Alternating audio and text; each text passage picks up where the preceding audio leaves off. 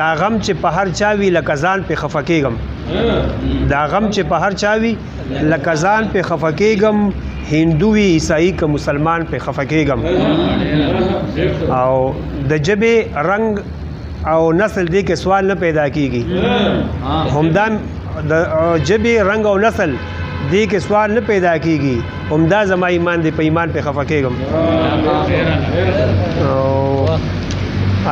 مطلب دی چې وایي ما ستا دپاره په نفلونو داسې وس کړی دی ما ستا دپاره په نفلونو داسې وس کړی دی په یخو واورو مې په ژمي کې اودس کړی دی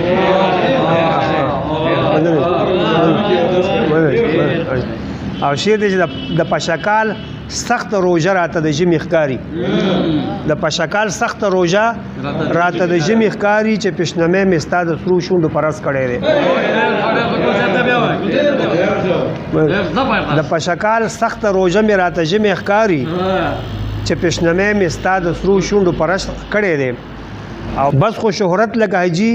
یو زما اوشو پکې ګنې تواب ستا د کوڅې خو هر یو کس کړی دی بس خو شهرت لکه حاجي یو زما اوشو پکې ګنې تواب ستا د کوڅې خو هر یو کس کړی دی او که مې رقیب را باندې نن د څه احسانس بادوي رقیب را باندې نن د څه احسانس بادوي